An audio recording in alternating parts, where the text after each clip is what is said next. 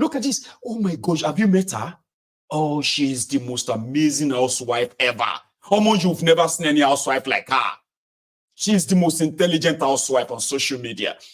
That was what Soyinka was to those generation of those who never actually had any meaningful meaning, okay, to what the Nigeria of that time offered them. Look at the world they built for me and you. Now, me and you would have to exist in Nigeria of Boko Haram, the Nigeria of joblessness, the Nigeria of backwardness, the Nigeria of lawlessness, the Nigeria of where criminals are the rulers. That is the... Well, if anybody power point, don't let anybody deceive you. Okay? Do you know what we did? Do you know what we did to contribute to Nigeria? Baba, don't let anybody tell you that they did any job, okay, and serve Nigeria. Baba, when Nigeria to serve now, one true emperor. Why should anybody come and gaslight you that you know the contribution I contributed to this country? Contribution, you know, now. See your contribution, your shit hole. Your father can never be what Soyinka is. Of course, he will never be a person like him. Because at the end of the day, she be Nigeria, no lenwo. Look at Nigeria. Look at Nigeria. Are you proud of what they have bequeathing to you?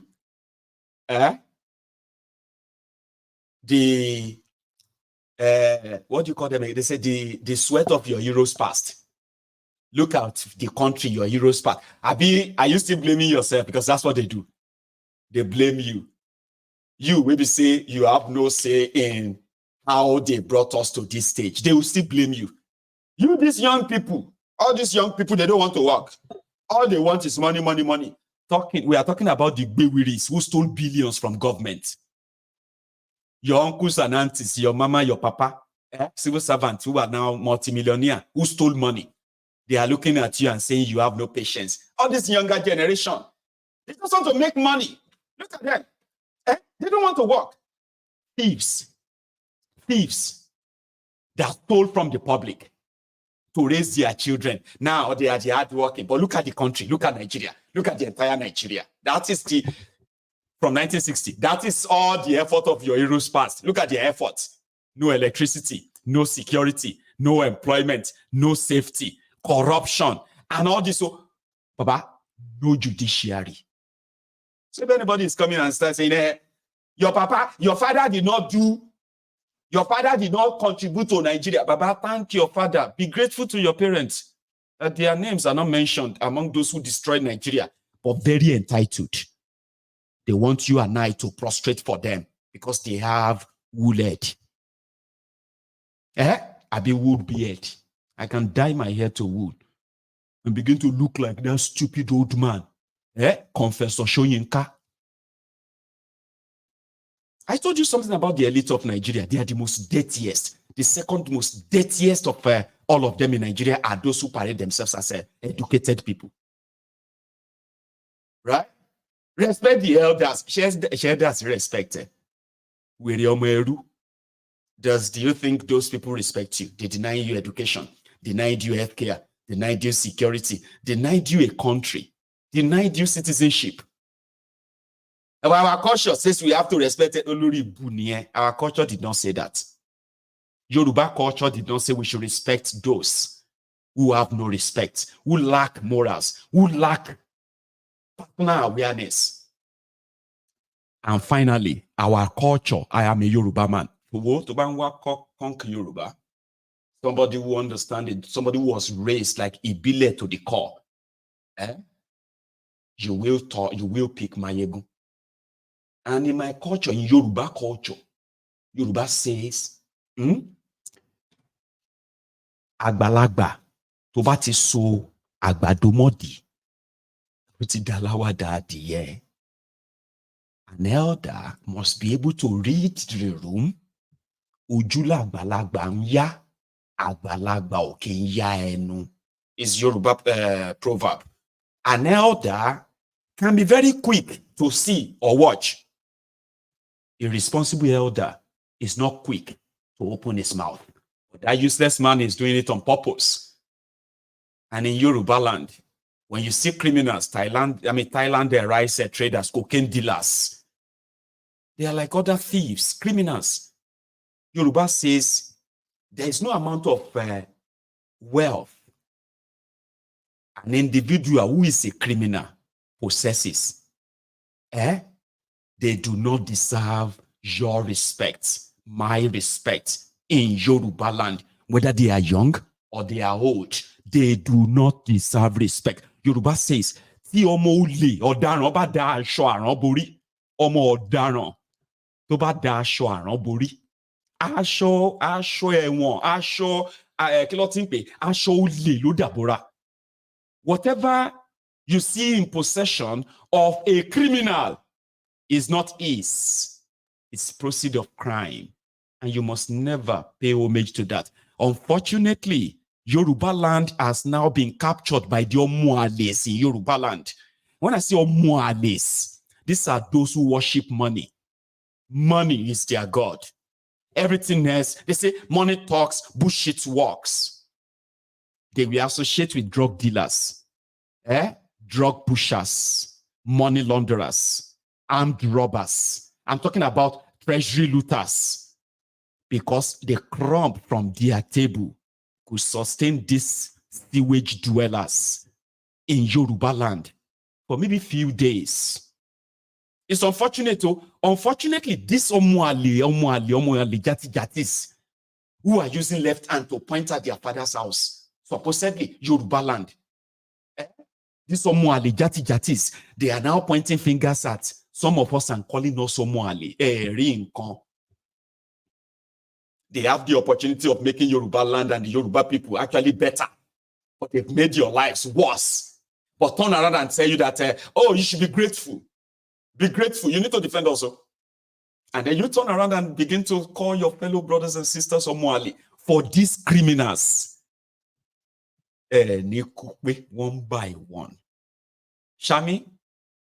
And that is why Soyinka and his fellow travelers, his son, Olaokun, was our commissioner of health in Ogun State, Olori Bueda. There is no anything to point out and say improved healthcare in Ogun State by the son of Soyinka. But I'm not going to hold him. I'm not going to hold it against him. His son, Olaokun, will speak. His daughter, who has been jumping from one political appointment or the other, first political appointment from Rivers State, person will be from Ogun State. Amechi placed him on salary in Rivers State money. Yeah. When Amechi was done, Amechi went to Abuja, Aregbesola grabbed her, gave her another appointment. His daughter is a thief. And I'm not making this up because I don't like him anymore, okay? I am telling you facts. Things that you can easily look into and say, no wonder. But Mr. Charles, I'll leave you to speak your mind because other people have been reacting too. Listen to this. I am your friend, Dr. Charles Apoki. Professor Wole Soyinka goofed. He misfired when he said that His Excellency Peter Obi is not qualified to rule Nigeria because his team is incompetent.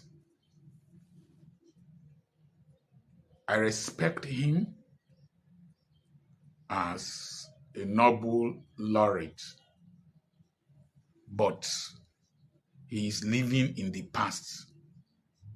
According to Dati Baba Ahmed, that speaking English of the 1960s is not relevant in this generation. Point number one, I did videos in the time past that this generation will question everything and question any person. This generation, the Bible says, do not touch my anointed and do my prophet no harm. Touch is T-O-U-C-H in that place. But this generation, they can T-O-R-C-H the anointed, burn the anointed, and do him harm, and disgrace him. They don't fear any person because they've been pushed to the wall. They've been frustrated by the inadequacies and stupidity of my generation. So they don't have respect for any of us.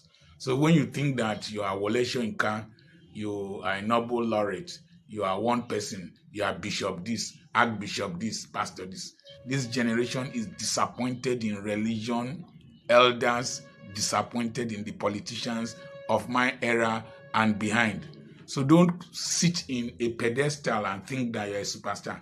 They will pull you down and tear you to shreds. We messed up. Point number 2. Wole Soyinka should come to the political podium with clean hands. He led a mob against Goodluck Jonathan that carried a coffin with Goodluck Jonathan's effigy in it. That contributed a great deal to the depression that Goodluck Jonathan's mother suffered and died. To see your son's coffin, Professor Wole Soyinka and some prominent religious leaders who are now quiet were in the forefront of that push against Goodluck Jonathan. And so he has no moral justification to condemn any person for insulting or abusing him or dragging him. This generation has seen what my generation has done. Point number 3. Professor Wole Soyinka is the founder of the Pirates Confraternity. I happen to have classmates, friends, neighbors, and associates in that confraternity. I have spoken in their Barracuda feasts. I've done lectures for them in my office via Skype or whatever, Zoom, to his deck in the United States in New York. The Pirates Confraternity stood for injustice, stood against corruption, and stood for the development of humanity and excellence. I remember when they used to donate blood and cook for us when the workers were on strike. They would cook, they would run the kitchen, they would control traffic and do so many humanitarian gestures. But recently, they sang a song. Hand they shake, leg they shake. Papa we not well. If they shout a Milo con, that's against President Bola Tinubu, a former governor, a former NEDACO leader. Your Pirates Confraternity sang that song, and another one with the Bala Blue song. What did you say? Did that disqualify you, Professor Wole Soyinka, from heading an organization? If you are appointed, would that disqualify you? I ask another question. Prof, I'm lawyer, sir. The Pirates Confraternity you formed, how much control do you have over their activities? You formed that. Peter Obi did not form the obedient movement. Peter Obi, if you are preparing a salt solution in the lab, if you want to crystallize salt from it, you just take a grain of salt and put it inside.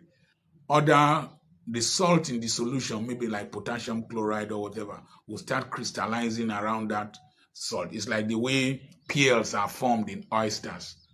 A grain, and then the oyster will start secreting pearly material around it. People crystallized around Peter Obi, people who were tired of the corruption, of the backwardness of our nation, the things you fought for this country to become are being desecrated. Those are the people who crystallized around Peter Obi. So, will somebody have disqualified you from winning the Nobel Prize because out of pirates confraternity, buccaneers, Eye, Black Axe, and other ones, Vikings, derived their motivation, and then the cult wars and whatever we are having in this country, would it be ascribable to you and prevent you from winning the Nobel Prize? Prof, sometimes we need to reason, we need to think. Prof, sir, I think you misfired. You are out of touch with reality. You have eaten something that is preventing you from speaking well. Sometimes when you pack too much pepper fruit inside your mouth, you find it difficult to speak well. I think you benefited from Tinubu one way or the other, either through sponsorship or relationship, because I find it difficult to believe that you are a tribal bigot, that you have degenerated to that level. I believe you misfired. Prof, this generation, social media, they abuse any person. Social media is a public toilet. If you can't bear the stench, behave like Tinubu that does not watch social media. And you must be very careful what you comment and what you say. Prof, you misfired. You tried in the time past. Your time has passed. Enjoy your retirement. Even me talking, I'm extremely careful, because what is coming up next is not just the anger of abuse. When these Nigerians, these poor Nigerians, are pushed to the wall, they will fight back. Remember the way they looted warehouses filled with palliatives. What is coming up next, if this country does not improve in the next 3 years, is going to be more than, let's leave it. But I don't read social media anymore. They abuse hell out of me.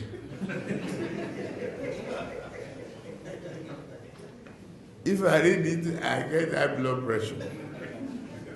I get angry. I don't read it. So, if I want to hear anything, my children or any of my workers will tell me, this one say this one. If I'm tired, I say, please, forget it. Nuisance lele. Nuisance lele. Yeah, call you. Thank you, Jerry, Dr. Charles. Okay. Still talking about Confessor Soyinka, a useless old man that will watch the younger generation be destroyed and their future. He will keep quiet. And then he wants to tell all of us he's a Nobel laureate. How many of you even read this book now? Nobody is interested in all that nonsense anymore. You see, all that time where they are kind of like pulling their weight here and there. Do you know who you are talking to? Alaya Koshidanu. Don't talk to Oni of Ifela Abiwere Waluri any. Honey, Abi Oni of show Yawiri. The reality is that very soon, a lot of younger folks, I'm happy. I am so personally happy that in the next 5-10 years, your pastors, your imams, all those who are using religion and all those things they are using to deceive you, they will not have power over it. They will not have power or control over millions of us. And your end will be near, faster than you can imagine. And you will you are talking to elder like that, Emma Kudanu, Nema Shufodanu Nisa. Millions of children have been denied access to education. Their parents are being dipped into poverty basket every day. Oh dear. Oh, it's a noble noble. Listen to this. This was before, not even recent. Here. My fraternal greetings to everyone. Today I want to talk about the incoherence upon incoherence of Wole Soyinka. Enough is enough. We've tolerated this man for a long time. It's a big shame to the literary community. Wole Soyinka, you are simply and squarely one of the intellectual idiots we have in this country. You are a man without principles, a thoroughbred and incurable hypocrite. That's what you are, and nothing less. No wonder it is argued that your so-called Nobel Prize you won in 1986 emanated from the boardroom of politics. And now it is true. Your attitude, your everything, your actions and inactions give credence to those assertions. If we want to talk about men of integrity, let's begin with your contemporaries. Are we talking about Chinua Achebe, the immortal sage and father of modern African literature? Are we talking about J.P. Clark, Africa's most lyrical poet? Or are we talking about Miyo Sundare, the scourge of tyrants? Or are we talking about Christopher Okibo, who lived and died for what he believed in? Are we talking about Gabriel Okara? Who are we going to juxtapose you with, Wole Soyinka? Those names I mentioned are names that we can all go to invoke as a source of pride and for moral inspirations. They are men who have engraved their names on the marble of integrity. Unblemished men, men of integrity, men who are conscious of their good names, their global good names. But that is not you, Wole Soyinka. Your son served as a commissioner for health in Ogun State. He destroyed the health sector in that state, looted everything and left. He left the health sector in Ogun State in shambles. That is your own son. Which of the sons of your contemporaries has smeared their father's name in that way? Mention one. Today's government is 100 times worse than the GEJ's government. None of you came out to protest. You even wrote describing the wife of GEJ as a hippopotamus and the president himself, GEJ, as a king Nebuchadnezzar. But everything happening in this government, people like you never came out to protest. But a few days ago, you came out to call the youths fascist and talking rubbish. That was when they called the young people fascist. Oh, they are fascists. Oyinbo wèrè wo ló ń sọ? Ta ń lo Oyinbo òfò? Five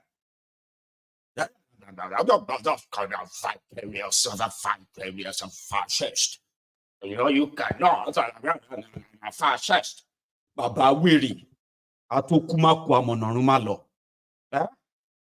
Here, auntie, this one go cry, but anyway, listen.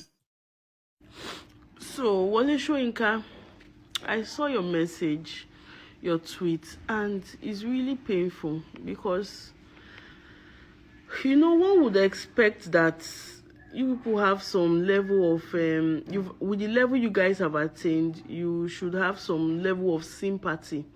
The other day we saw you at Aso Rock, we saw you in Aso Rock, and you were just enjoying your life, like you don't have any problem. With all due respect, sir, you are 89. You are 89. Can you people stop? Can you people stop playing with the future of Nigeria? Can you people stop? Most of your children are abroad. Most of you are abroad. Reno, Mokiri, Atiku, all of you. Your kids are abroad. We in Nigeria, what future are you guys laying down? You are 89. You are 89. 89. Wole Soyinka, you are 89. You people should leave Nigeria alone. Leave the politics alone. Allow Nigerians to breathe. Allow Nigerians to breathe. We are hardworking. We are hardworking. Like, we are hardworking. Everybody knows. Every other country knows that Nigerians are good. Nigerians are strong. But in Nigeria, you try to frustrate Nigerians. And when will it end? How many of us are going to travel out? How many of us are going to run out of Nigeria for you guys to leave? How many of us? Children that were born when? I am over 30 years old, and you guys have still been manipulating this country up till now. I have kids. People are still manipulating. Please, people should leave us alone. Wole Soyinka, leave us alone. Tell your people in APC to leave us alone. Since I graduated over 14 years ago, I have never worked. I have been doing business on my own. Never have I felt so suffocated. Never have I felt so suffocated doing business. You buy fuel at what cost? There is no light. You buy fuel to even charge your phone to be able to do online business. Over 70% of your profit is gone. And then there is still a lot of uncertainty. Please, you should leave us alone. You should leave us alone. Tinubu, Wole Soyinka, everybody in government, you should leave us alone, please. The cost of fuel has gone up. Food and other prices have followed it. Households and businesses struggling. Things seem anxious and uncertain. I understand the hardship you face. I wish there were other ways, but there's not. Chai! Wahala, dear. Wahala. I die. Everybody did so. My dear sister, crying. Even they say crying.